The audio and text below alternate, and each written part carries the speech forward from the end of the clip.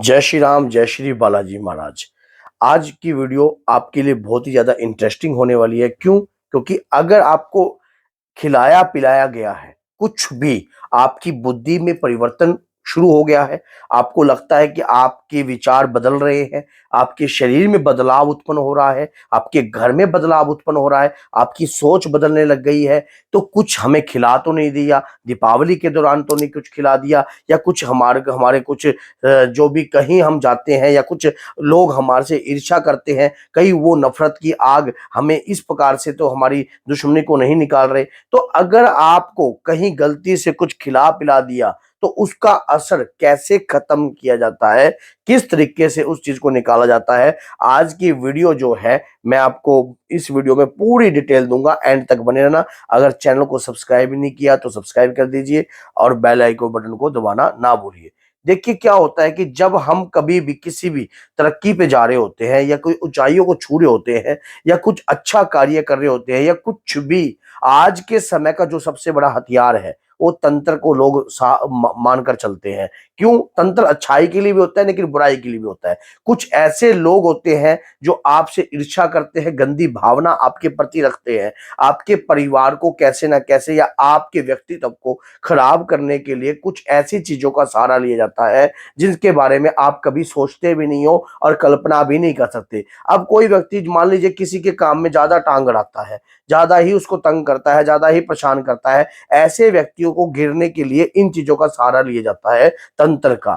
इस दौरान क्या होता है, आपके शरीर में कुछ ऐसी चीज छोड़ दी जाती है जिसके बारे में आपको पता ही नहीं लगता, और जब तक पता लगता है तब तक तो बहुत समय आपके हाथ से निकल जाता है। आपकी लाइफ में बहुत ज्यादा ऐसे ऐसे एक्सीडेंट हो जाते हैं जो लाइफ संभलने में नहीं आती है। क्योंकि कई लोगों के साथ ऐसा हुआ है, कई लोगों के ने जब ऐसा होता है, जब हमारे पास जब हम दरबार में जब चौकी लगती है तो इस प्रकार की जब चीजें सामने आती हैं तो सुनकर बड़ा अचंभा लगता है। क्योंकि कोई आदमी, मान लीजिए आप ऑफिस में हो, ऑफिस में आप अच्छी अच्छी अच्छी तरक्की कर रहे हो, आप किसी से कोई ईर्ष्या नहीं कर रहे हो, आप अपनी तरक्की कर रहे हो और खुद आपका एम है कि मैं इस टारगेट को मैंने प्राप्त करना है या इस कार्य को मैंने पूर्ण करना है, और उसके दौरान कंपनी आपको अच्छे पदवे पे पहुंचा देती है, तो आपके साथ ही रहने वाले लोग किस कोई ऐसे भी होते हैं जो आपसे ईर्ष्या करते हैं। कई लोगों के साथ आप कुछ अपने बदलाव, अपने पर्सनैलिटी में कुछ बदलाव कर लेते हो तो ये भी सामने वाले व्यक्तियों को, कईयों को अच्छा नहीं लगता है। अगर आपके घर के अंदर कोई गाड़ी आ जाती है या कोई तरक्की आपके, आज के समय में जो ईर्ष्या भावना इस प्रकार की है, इसके कारण जो लोग ईर्ष्या करते हैं, ऐसे लोग आपको किसी ना किसी प्रकार से घेरने की सोच रखते हैं। आपको खिला दिया पिला दिया, मान लीजिए आपके फ्रेंड सर्कल में भी हो सकते हैं, आपके नजदीक के भी हो सकते हैं, आपके घर के पास भी हो सकते हैं, या आपके घर में भी हो सकते हैं, और आपके सगे भी हो सकते हैं। ऐसे समय पे आपके साथ बैठे सब कुछ हुआ, क्या चीज डाली जाती है? शमशान की मुर्दे की राख भी डाल दी जाती है, शमशान की चिता की राख भी डाल दी जाती है। कुछ ऐसी क्रिया कर कर आपके सम्मान में मिष्ठान के द्वारा, मान लीजिए बर्फी, सफेद चीजों के द्वारा भी आपको इस चीज का सेवन कराया जा सकता है। अब ऐसा जब आपके शरीर में कुछ ऐसा द्रव चला जाता है, कुछ टारगेट के दौरान चीज पर भेजा जाता है कि आपका जो मानसिक संतुलन है वो बिगड़ जाए।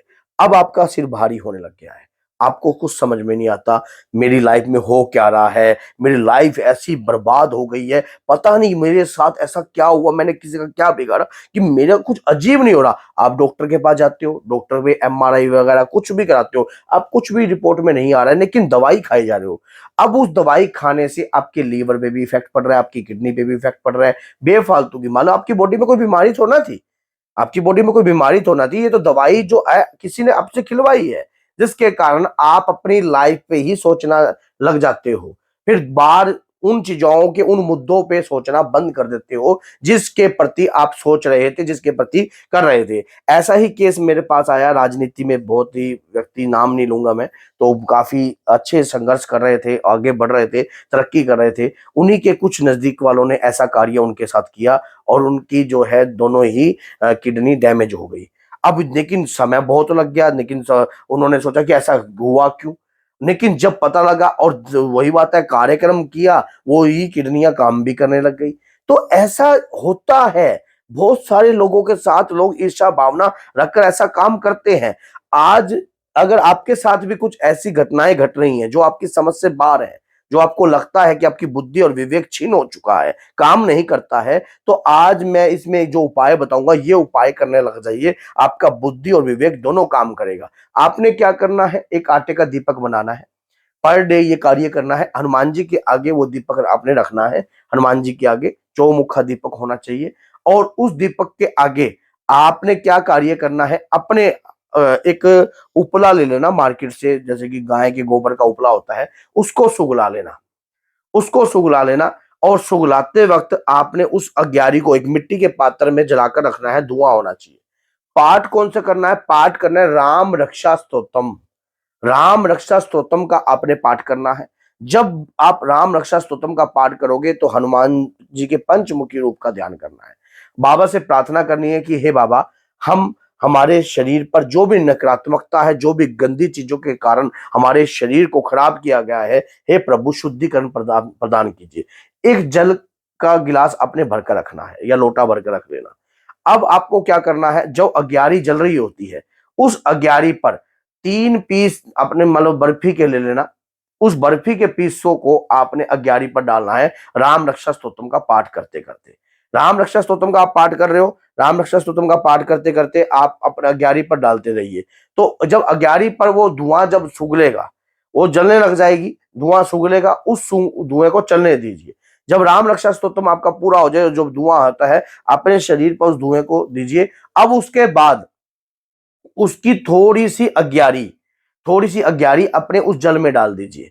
जल में डाल दीजिए और श्री पंचमुखी हनुमान जी के स्वरूप के आगे प्रार्थना कीजिए कि हे पंचमुखी स्वरूप, मेरे शरीर में जो भी खिलाया हो, जो भी पिलाया हो, जो भी द्रव मेरे शरीर में बसाया हो, वो सब का सब जो है खंड हो जाए।